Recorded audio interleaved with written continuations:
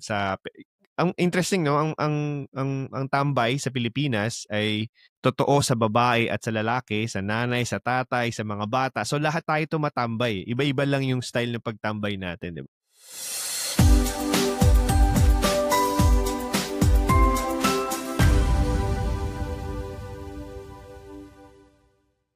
Welcome po sa Pinoy Husbands Podcast. Ako po si Norbert. Ako naman po si Paul. At ngayon po ay medyo kakaiba ang ating setup ha. Naka-virtual tambay tayo ngayon. Yan. So, mga kababayan, na maraming salamat po sa inyong pag-join muli sa amin. Ang topic natin ngayon, as you can see, na medyo iba ang ating setup today. Paano ba talaga tumambay yung mga Pinoy husbands abroad? Okay, yun ang right. parang topic na maganda natin pag-usapan. Paul, paano ba ang tambay sa buhay abroad? Very interesting topic, no? Kasi since na dito sa Germany magsa-summer na, so maraming tumatambay ngayon sa mga park. Ano? Ang Pinoy po kasi, as we know, siguro mga would say na before the internet era, no, tatambay lang kayo sa kanto. Yun ang laging natin, no? A memory, no? Tambay sa kanto, either usap lang doon, may o kaya gitara, maglalaro. Yan, no? May gitara, may bangko, yung upuan. Tapos uusap lang kayo o kaya may kainan, no? Usually, pag tumatanda na, yun yung lumalabas yung inuman, tapos may pulutan. Yes. Oo nga. Ang ano siya talaga, 'di ba? Parang typical yun na picture ng kita mo sa movies, sa mga palabas na may talagang mga mamang maton tatambay sa harap ng sari-sari store. Nangyayari pa rin ngayon no? Sa ibang mga lugar. Sa mga barangay, di ba? Na nakikita natin. Yeah. Ano ba yung parang implication nun ng ating kultura? I mean, what does it contribute to us as like men? Para kasing lumaki tayo sa pag-iisip na talagang tumambay ka lang na kahit walang gawin, okay lang yun. Totoo yan. And shows yung Filipino community mindset. Mas really strong tayo sa community. Actually, nung 2019, yung Filipinos pala, kahit sa US, yun yung sa mga most active community migrants abroad. So talagang meron silang tambayan kahit nasa ibang bansa sila.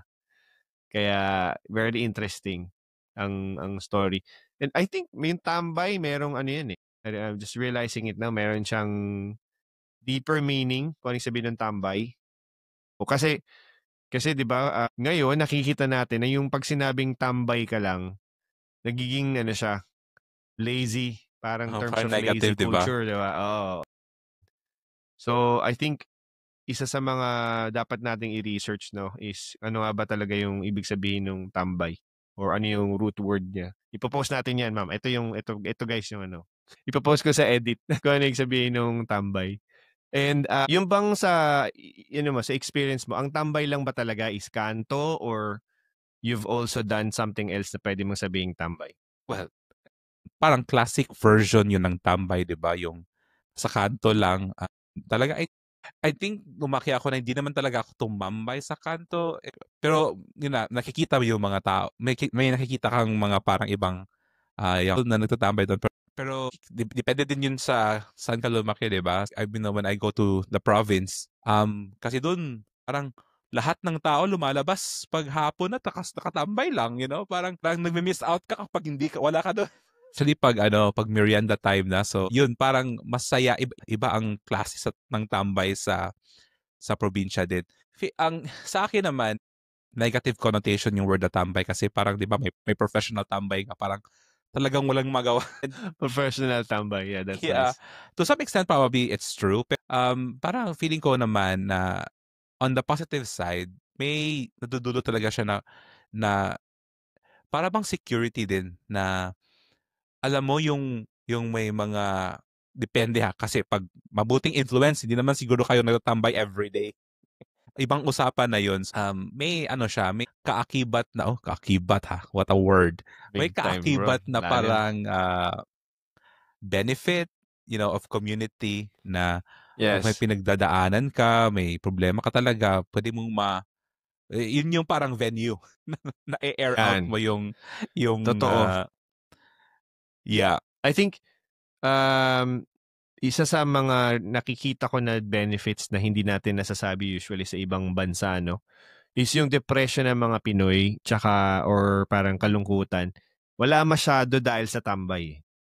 And I'm talking about for example ang interesting, no, ang tambay sa Pilipinas ay totoo sa babae at sa lalaki, sa nanay, sa tatay, sa mga bata. So lahat tayo tumatambay. Iba-iba lang yung style ng pagtambay natin, 'di ba? Mm.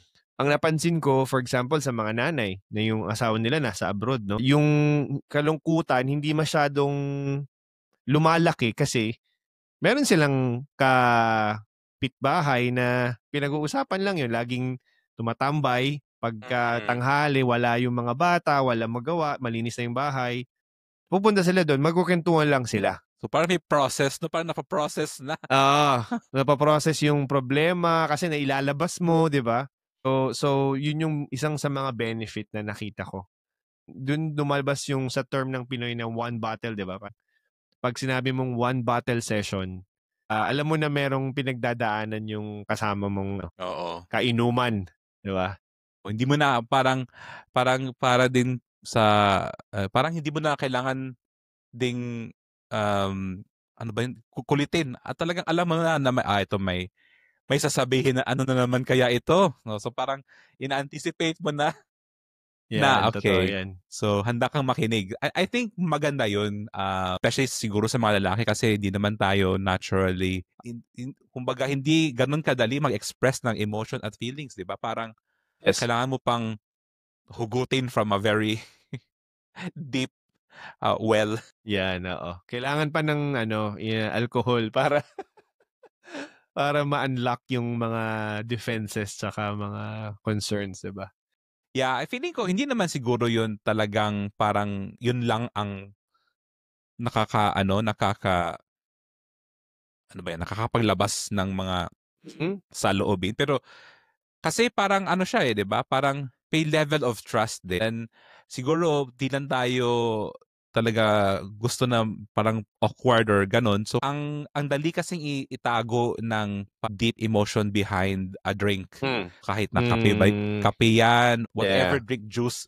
'Pag may hawak ka kasi na iniinom, parang puwede mong i-channel mo yung kaba mo dun sa something na yun. So kaya parang kaya nga 'di ba 'pag may tayo, may bagong bisita, offer mo talaga ng maiinom kasi parang naka-calm down yun, eh. So, yun yung trick dun sa tambay na ganyan. Yan. Oo, na may psychological benefit, no? Pagka merong drinks na kasama sa pag-uusap. Mm. And to just expound on tambay on its own, no? I think kasi nga very interestingly, no, nung tinanong mo ako na ano yung tambay, yun agad yung tambay na term na picture sa isip ko. Na yun nga, nasa kanto, inuman, gitara, pulutan. Pero hindi naman yun lang yung only way of the way we see tambay, di ba? So for example, ako, ang tambay ko, lumalaki ako is nag-hangout kami sa bahay ng kaibigan ko. Tapos, lahat kasi kami Christian, so hindi kami umiinom. Kwentuhan lang talaga hanggang 4:00 ng umaga. Minsan nga umaaraw na nagkukuwentuhan lang kami. Wala lang, hindi ko alam kung paano nangyari yun na yung pag-uusap niyo walang katapusan, gano'n. Ayun yung experience ko na tambay for me growing up. Tapos interestingly, yung mga magulang namin, wala namang cellphone nun na alam mo kung nasaan ka. Pero merong pagtitiwala, eh. Alam nila na pagka kasama ko 'tong mga tropa kong 'to, safe yung environment, walang drugs, walang yosi, ganyan. So alam nila na hindi ako nasa delikadong lugar. Tapos sa loob ng Yes. bahay. Ikaw ba? Yeah, I mean, I agree, 'di ba? I think na yun yung parang especially nung parang nag-aano ka pa, you're growing up and in the youth years, talagang ang saya nung mga araw na yun, 'di ba? Na yun nga, pinagpapaalam ka na yung mga kaibigan at alam na ng mga parents mo, okay, sino ba 'tong mga kasama Parang nag-NBI check. Okay. So parang, okay, pag okay naman, go. At saka talaga, I mean, uh, kino-confirm ko yan na parang kung baga tumatambay kayo, kasi dati wala pa namang masyadong technology. So nag-sports, tapos kwentuhan na kahit na walang katuturan at walang mga, wala namang, puro kalokohan lang yung pinagkikwentuhan. Mm. Na, umaabot ng madaling araw at saka parang okay lang din. So, yun yung parang, kumbaga carefree na Mm. na community. Totoo yan. Nowadays, na meron ng internet, kasi yung pag nag-uusapan natin, super tagal na nun, no? Na, as in, pre-internet days pa, di ba? And ngayon ba, how would you say, ngayon na nandito ka sa Germany, no? Tapos, syempre, meron na tayong mga busy schedule, tsaka mga commitments. Paano mo masasabi na nagtatambay tayo? Ngayon, siguro ngayon, na-appreciate ko na talaga yung parang value ng pagtatambay, na kahit na hindi ganun kadalas or parang kahit hindi ganun katagal ang parang isang tambay na appreciate ko siya kasi na doon mo na parang to slow down din yung buhay mo, parang tas you get to just talk about life and just be normal. And ang hirap kasi I think yung nahihirapan tayo gawin yon dito kasi ang daming dapat i-consider, 'di ba? Yung yung layo ng lugar, normally doon yun lang. Tsaka yung paano pumunta doon, hindi naman kasi parang i-tricycle mo lang yan, nandun ka na sa kabilang kanto, okay na. Dito, hindi ganun. So, it takes time to get from one place to another. At saka, buti yun pag may talagang kamit ka, di ba? Hindi naman lahat ng mga kababayan natin na Pinoy, may Pinoy din na kaibigan abroad. So, talagang talagang pahirapan. Totoo Totoong yan. hindi siya ganun kadali. So, kasi rare siya, so mas parang ginagalingan mo, pinag-iisipan mo, tapos parang mas intentional ka doon. So, yun yung parang na-appreciate ko sa kanya. Ikaw ba, Paul, paano mo ba, um, paano, kasi mas matagal ka na sa akin nanirahan sa abroad, especially dito sa Germany. Paano mo in-handle yun?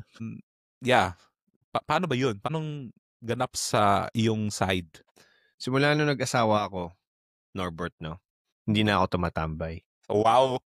Hindi, paano ba? Actually, nung pag-alis ko ng Pilipinas, tapos nag-abroad ako sa China, tsaka sa dito sa Germany. Magkaiba yung tambay culture na tinatawag, yung hanging out sa English. So it's also, I think, pag may asawa ka tsaka may anak ka, iba na rin yung dynamics eh. So for example, pag sa China, ang experience ko nun is guro once, 1 week lang yung information. Nare, guys, dito this Sunday we're gonna go out to the club, wanna hang out. Yun ang hangin, yun ang tambay nila eh. Pupunta ka sa club. Diba? Iba, hindi sa atin, sa bahay lang. Ano na eh, no? Mas matipid. Sa kanila, pupunta sa club, ganyan. Siyempre, yun nga, siguro ngayon din sa mga young natin, Gen Z dyan, ang hanging out ngayon is yung clubbing, di ba? Tsaka yung nagbabar. So, may tinatawag pang bar hopping. So, yung mga ganun na terms na, yun yung tambay na ginagawa nila. Yun yung single pa ako noon, tsaka nung parang boyfriend-girlfriend pa lang kami ni Stephanie. Pero nung nag-asawa na kami, tsaka may mga anak na, so yung hanging out, nag-iba na. Ang nag-experience na is, instead of, yun nga, clubbing, tsaka sa gabi, usually coffee, lunch, diba? Ganun na eh. Ganun na. Tsaka hindi na siya yung one to sawa. Parang meron ng May Meron ng 1 hangganan. hour o 2 hours na lang, ganyan. So, I think yun yung nakita ko na difference, no? And to add on that, sa Germany, yung tambayan nila dito is, kakaiba talaga sa Pilipinas. Kasi unang-una may season, 'di ba? Pagka winter, iba yung tambay mo sa summer tsaka sa spring, ganyan. So pag winter ang tambayan sa kung hindi sa bahay, actually hindi madalimit yung sa bahay eh. Minsan talaga sa bar or sa restaurant doon kayo tumatambay. Mahal. Mahal, 'di ba? Tapos sa pagka summer na, dumarating na yung tag-init, no? Yan, kami ni Norbert po guys ay nag-barbecue po kami sa park at nakita Oo nyo nga. naman talagang lantaran lahat ng mga tao doon na nag-barbecue sa park. Tapos ang tawag dito, nagbibilid sa araw ng walang t-shirt kasi gusto nila nakatan. Oo, Tapos gusto tayo na. gusto natin puti. Weird talaga. Yun na, totoo yun kasi then nakikita mo din yung parang kakaibahan ng culture. I think sa akin nung pagdating ko dito, then wala ako masyadong kaibigan, and especially na Pinoy. So, and then nung pumunta din ako ng South Africa, tumira din ako din. So, of course, wala din akong Pinoy na kaibigan doon. So, doon kasi sa Africa, mas sila, hindi naman ganun kalamig. So, parang ang culture din doon parang mas warm din. So, talagang ang daming naganap na tambay doon. So, parang weekend, umaakyat ng bundok, pumupunta sa beach, hangout sa mga wine farms. So, parang, kasi ang daming pwedeng puntahan. Sa atin naman, sa Pilipinas, try tayo sa malls, di ba? Tumatambay tayo sa mall. Dito Oo, wala ngayon, no? Oo, dito walang hindi Walang... hindi parang tambay place ang mall dito. yeah. Pumunta ka doon, bumili ka, tapos umuwi ka. Uwi ka na, no? Oo. Walang, Uwi ka. 'di ba? Iba siya. So, Ah, parang totoo yan. ikaw, you have to be creative kasi hindi naman, feeling ko kasi kailangan mong ding ilabas yung parang, ano pang tawag diyan? Hindi naman stress, pero parang form of relief ba? Kasi nakaka nakaka anong tawag diyan, it keeps us sane. So ako yung ginagawa ko, especially nung kahit nasaan ko napadpad, na na I'm very intentional talaga sa pag-connect with people back home or wherever, or my friends from wherever they are. So kinakamusta ko. Doon na ako nagtatambay sa social media na ang mga video call platforms kasi kinakausap ko sila, tinetext ko, mini-message ko, tapos, "Uy, kumusta ka na? Usap tayo," or so andun, Yan. doon ko parang ilalabas ko yung parang um yeah, normal kasi kahit na I think sa atin, sa ating mga kaibigan, these are relationships eh. Hindi naman siya yung parang transactional na relationship lang na parang nakita mo lang. Ako mismo, very intentional with all my friends. Pag nag-reach out ako sa kanila, talagang genuine yun. Tapos kinakausap, talagang nangungumusta, parang, kasi yun, kilala ka nila eh. May pinagsamahan kayo for kahit ano. So, kahit na hindi ganun kadalas as before. So, but the intention is there. So, na gusto ko yun, like especially nung pandemic na lahat tayo nasa nakakulong. So ang saya lang, 'di ba, na nakikipag-usap ka sa lahat ng kaibigan mo abroad. Yes. 'Yun. That's true, no? As in parang, yun nga, so pre-internet talagang ganito yung tambay. So ngayon may internet na, tulad nito, no? Virtual hangout natin, nasa ano lang tayo, nasa online na nag-uusap, 'di ba? Mm. And I think very thankful ako nun sa technology na especially nung kakalipat ko lang dito sa Germany, tapos every Christmas, kaganahan na namin kasi before na yung tatawag lang sa mga tropa kahit kahit nabatian lang, Merry Christmas, kamusta? Anong balita sa buhay nyo? Talaga yung paalala ko nun, Facebook Messenger pa yun eh. Hindi pa ganoon ka ganda yung online virtual meetings. Pero nakita yung iba lang yung excitement mo na, uy, kikita pa pala tayo, no? Ito na pala yung tsura mo, ito na yung anak mo, ganyan. Parang ganun. Kasi matagal na rin kami hindi nagkita. So, I think very, very good din yun. In terms of technology, meron kayong time na mag-hangout. Yes, ay nakakatulong talaga siya. Kasi hindi mo man necessarily all the time ma-express mo yung lahat kasi hindi naman talaga possible yun na magiging best friends mo lahat. Oo. Pero nakakatulong siya sa iyong perspective, I think. And I suppose Yeah. it's just how to manage this. Kasi may certain, di ba, may certain kaibigan ka naman for some certain, ano tawag yun, like seasons. Kunwari, yung mga high school friends mo. Sa Mm. Pilipinas pa naman, ang ano natin, ang ating Oo. parang school pride and school Yes. connection, talagang Yes. we're so big on all these reunions and parang world champion ano tayo sa mga high school reunion. Isa siya sa mga parang ang ganda ng samahan. So nakaka-boost ng iyong confidence and nakakatulong din for networking and alam mo, I mean, kahit na anong pang nangyari sa high school mo, matatanda naman tayo, everybody matures and everybody changed naman. Mm. Ano din may certain nostalgia and certain connection yun. Mm.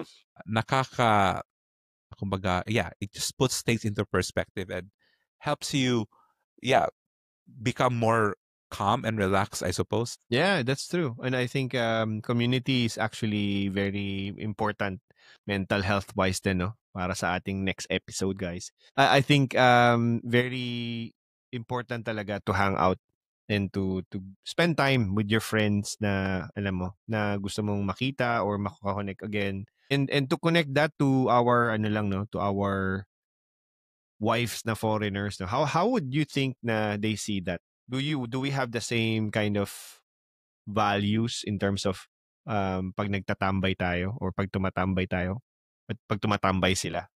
Teka muna, hindi ko masagot. Iniisip ko, iniisip ko. Kasi I think, I'm, hindi ko, honestly, hindi ko alam kung talagang the tambay culture that we have is the same as what they have. So, pag nausap kami ng asawa ko, parang may similarities din. Kasi parang, pero na-observe ko din sa, at least sa amin relationship, na mas, mas madami akong parang connections and friends from, like, na kinakausap ko from my high school, from the elementary days, parang ganun. Sila hindi masyado. Mm. Parang, parang I think, hindi naman sa hindi malalim yung mga pagkakaibigan nila. May a few people that I really are very close with. But Yeah. I think hindi sa atin siguro na parang ganun kadami. Feeling ko, ang dadami nating mga kilala at saka kaibigan. So doon, I think may kaibahan doon. Aha. Ngayon naman, sometimes yung asawa ko sabi na, babe, pwede ba akong kikipagkita sa aking her girlfriends, sila, whatever, Mm. magko-coffee or, so, may ganun, may mga ganun din. So ako, of course, go ahead. Like, kasi alam ko Mm. naman kasi kung paano, ang iba din Mm. yung parang, di ba, yung parang Oo. yeah, they can speak German among themselves. And they can Mm. talagang mas ma-express sila yung sarili nila na parang, okay, ganito, ganito, Yes. ganyan. Go ahead. So may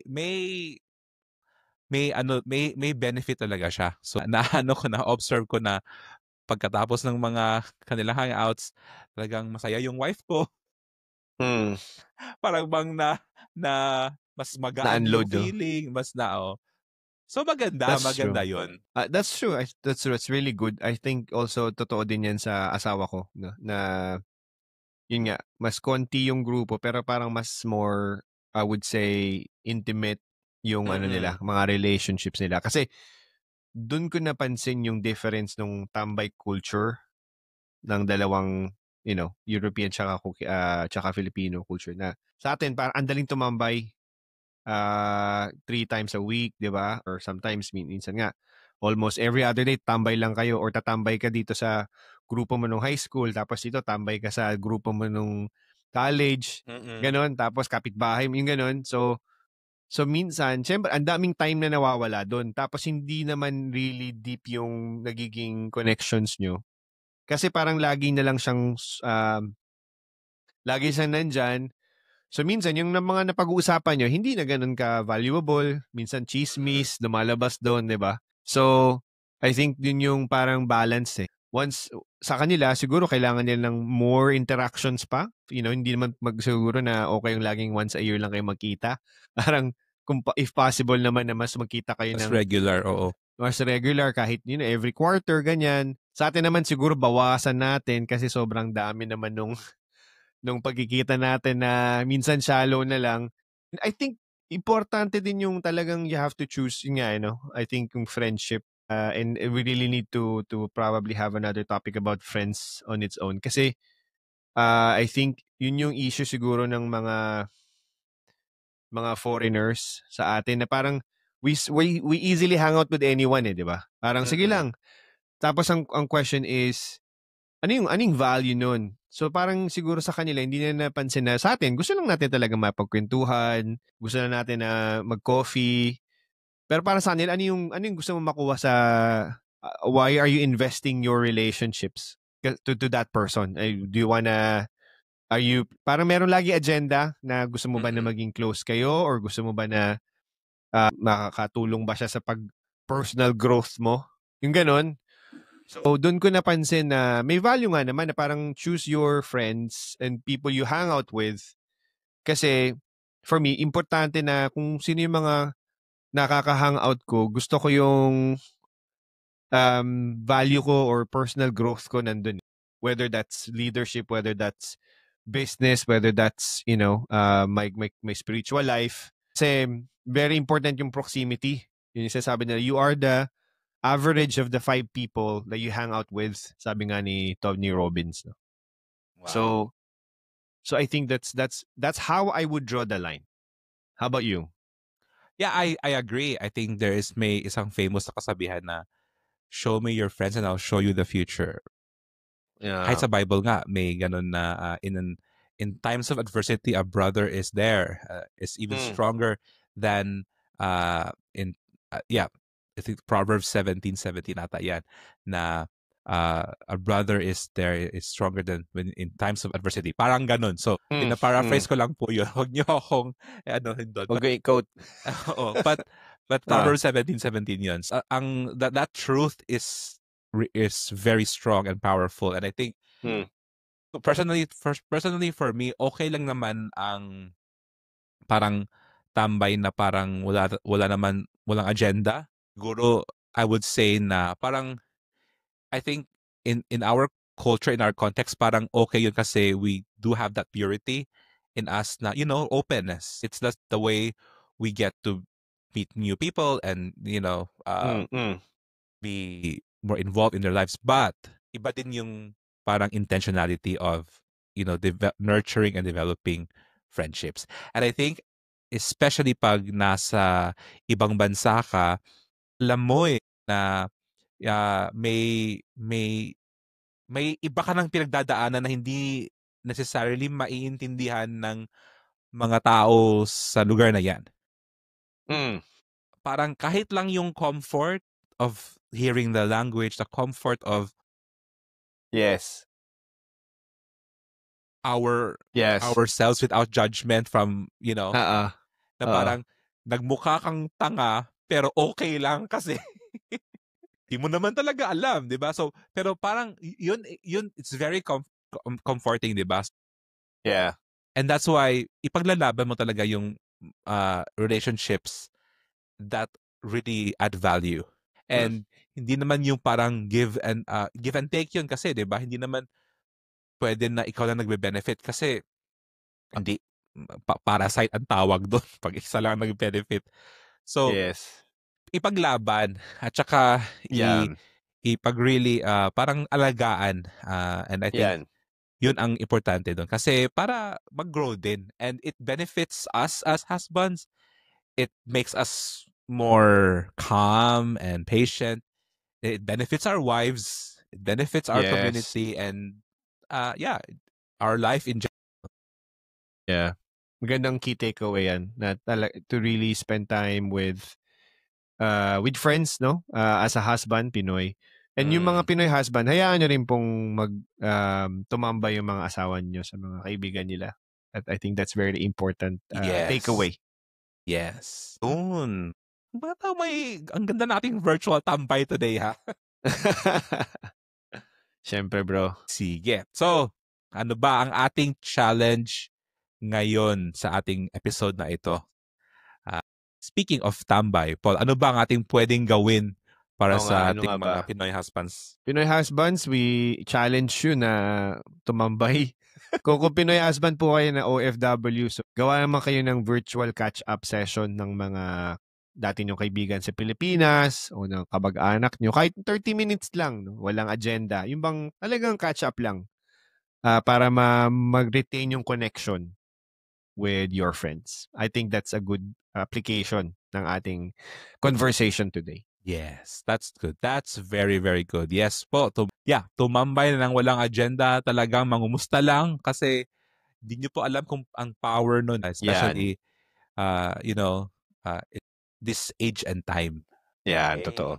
So, salamat po sa pagsama nyo na sa amin sa isa na namang makapagdamdaming at masayang tambayan dito sa Pinoy Husband Podcast. Tandaan po ninyo na ang aming goal lang ay hindi gawing perfect ang ating mga husbands pero talagang magiging better Pinoy husbands. Maraming salamat po. See ya. Bye. All right.